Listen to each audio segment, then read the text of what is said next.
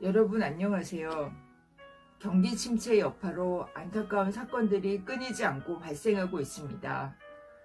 일가족이 죽은 채 발견되는 사건들입니다.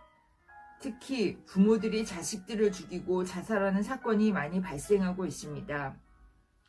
자식들의 앞날이 걱정되는 부모의 극단적인 선택이겠지만 아무리 부모라고 해도 자식들을 죽일 권리는 없으며 그것은 곧 살인이다라는 여론이 팽배합니다. 무제적인 궁핍 등 자살의 원인은 견디기 힘든 고통이겠지만 우울증은 우리의 생각을 극단으로 몰고 갑니다. 그리고 부정적인 생각은 꼬리에 꼬리를 무는 특징이 있습니다. 당신의 마음을 진단해 드립니다에서는 우리의 생각은 우리의 것이 아니라고 말합니다. 우리 마음속에는 저절로 이런저런 생각이 일어났다 쓰러지고 이 생각이란 것은 마치 원숭이가 이 나무에서 저 나무로 마구 뛰어다니듯이 이리저리 움직이는 속성을 갖고 있다고 지적합니다. 우리의 생각을 극단으로 몰고 가고 우리의 생각을 집어삼키는 우울증에 대해 당신의 마음을 진단해 드립니다를 통해 살펴보는 시간을 갖겠습니다. 구독과 좋아요 부탁드려요. 직장에서 실직한 가장이 가족을 다 죽이고 자신마저 자살한 사건이 있었습니다. 그런데 많은 사람들이 의아해했습니다. 그는 강남에 10억에 가까운 아파트가 있었고 이리저리 빚을 탕감해도 7, 8억의 돈이 있었기 때문입니다. 하지만 사회에서 이 정도는 살아야 한다는 눈에 보이지 않는 강요에 의해 자신이 비참하다고 여겨 가족을 모두 죽이고 자살을 했던 것입니다. 강남에 있는 아파트를 팔고 이사를 해서 새로 시작하는 방법도 있는데 말입니다. 우리의 생각은 합리적인 것 같지만 절망감이나 미래에 대한 두려움에 사로잡히면 내면에서 너 인생은 이제 다 끝났어 라는 생각이 휘몰아치고 심지어 비극적인 결말로 몰고 가곤 합니다. 현대는 많은 사람이 우울증에 시달리고 있습니다. 우울증은 뇌의 세로토닌이 떨어져 생기는 질병으로 가장 큰 문제는 인지의 왜곡이라고 해서 세상을 바라보는 시선이 비관적으로 달라지는 것입니다. 상황은 달라진 것이 없는데 자신이 색안경을 끼고 세상을 바라보는 것이 우울증이라고 할 수 있습니다. 뇌세포는 서로 연결되어 있으며 한 신경이 다른 신경으로 정보를 전달할 때 신경 전달 물질을 분비하며 우리가 생각하고 감정을 느끼는 것입니다. 그런데 감정을 전달하는 물질인 세로토닌이란 물질이 나오지 않을 경우 우울증에 빠지게 됩니다. 우울증에 빠지게 되면 가장 큰 증상이 바로 인지 왜곡입니다. 즉, 생각에 왜곡이 생긴다는 것입니다. 원래 그렇지 않던 생각들이 부정적으로 바뀌게 됩니다. 우울증에 걸리면 일단 제일 먼저 불안감을 느낍니다. 그냥 막연히 불안하기도 하고 모든 일에 불안을 느낍니다. 안 좋은 일이 생길 것만 같고 내가 하는 모든 일에 문제가 생길 것 같으며 미래도 불안하게 느껴집니다. 그래서 그 전에는 자신만만하게 다니던 직장 생활도 자신이 없어지면서 회사에서 쫓겨나는 것은 아닌지 불안해집니다. 그리고 동료들이 자신을 무능하다고 여기는 것 같고 사람들이 내 뒤에서 수군대는 느낌도 듭니다. 그리고 사람들이 나를 따돌리는 것 같고 내가 정말 아무런 능력도 없는 사람처럼 느껴집니다.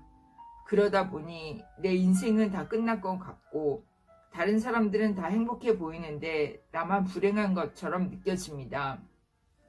그리고 자신감이 떨어지면서 앞으로 살아갈 날이 캄캄하고 자신에게 불행한 일만 닥칠 것처럼 느껴집니다. 그러니 살아갈 희망이 없어지고 결국 극단적인 선택을 하는 경우도 있습니다. 인지의 왜곡이 무서운 이유는 사랑하는 가족의 앞날, 슬퍼할 부모님, 힘들게 모은 큰 재산도 눈에 들어오지 않게 만듭니다. 인지 왜곡, 즉 생각의 왜곡이 어떻게 사람의 생각을 지배하는지 알 수 있습니다. 반대로 조증이라는 정신질환이 있습니다. 조증은 우울증과는 달리 기분이 들뜨고 말이 많아지며 무엇이든 할 수 있을 것 같은 과도한 자신감이 있는 상태를 말합니다. 그래서 평범한 회사원이 조증이 발병하면 갑작스럽게 1박에 몇백만 원에 달하는 특급 호텔의 스위트룸에 며칠씩 머물면서 돈을 물쓰듯이 쓰는 경우도 있는데 자신을 그런 방에서 거쳐야 할 정도의 대단한 사람이라고 착각하기 때문입니다. 이런 경우를 과대망상이라고 하며 좀 더 심한 경우에는 일반 사람들이 듣기에는 터무니없는 이야기를 하기도 합니다. 예를 들면 자신이 기도하면 우리나라가 통일될 수 있으며 자신이 천지를 지배하는 조물주의 헌신이라고 하기도 합니다.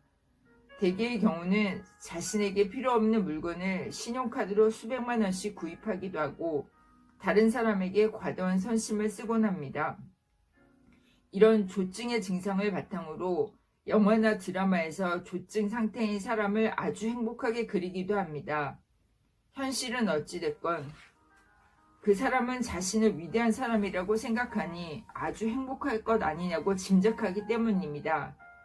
하지만 실제로 조증 상태에서 환자들은 행복감을 느끼기보다 매우 흥분한 상태이며 다른 사람에 대한 피해의식도 동반하기 때문에 환자 자신이 그리 행복하지는 않습니다. 문제는 이런 조증의 상태가 회복된 뒤에는 자신이 저지른 과도한 지출을 막아야 하거나 심지어 파산 선고를 받기도 한다는 점입니다. 자신이 가진 좋은 점들을 보지 못하고 인정하지 않으며 항상 부족하기만 하다고 여기면 우울할 수밖에 없습니다. 그래서 살아가면서 가장 중요한 것은 자신 안에 존재하는 자신이 가진 것, 자신이 가진 풍족한 것을 봐야 한다는 것입니다. 우리는 살면서 조건을 달고는 합니다. 내 통장에 1억이 모이는 순간 기부를 할 것이다. 아이들이 대학을 가고 나면 취미생활을 시작할 것이다. 내가 하는 사업이 매출이 10억 정도 되면 그때 가족들과 시간을 많이 보낼 것이다. 내가 앓고 있는 병이 나으면 내가 하고 싶던 일을 다 할 것이다. 그런데 모든 조건이 다 갖추어진 뒤에 하려고 하면 기회는 멀어지고 평생 찾아오지 않을 수도 있습니다. 그러면 영원히 자기가 하고 싶은 일을 할 수도 없을지도 모릅니다. 그래서 아프면 아픈 대로, 불완전하면 불완전한 대로, 내 목표에 못 미치면 못 미치는 대로, 돈이 적으면 적은 대로, 조건이 내 마음에 들지 않으면 아는 대로 그걸 안고 가면서 자신이 하고 싶은 일을 하시기 바랍니다. 우리 삶은 누구나 불완전합니다. 그러나 나의 인지, 즉 생각이 만족할 줄 알고 풍요로움을 느낀다면 우리 삶은 그 생각으로 인해 더 많은 것을 이루고 더 완전해질 수 있습니다.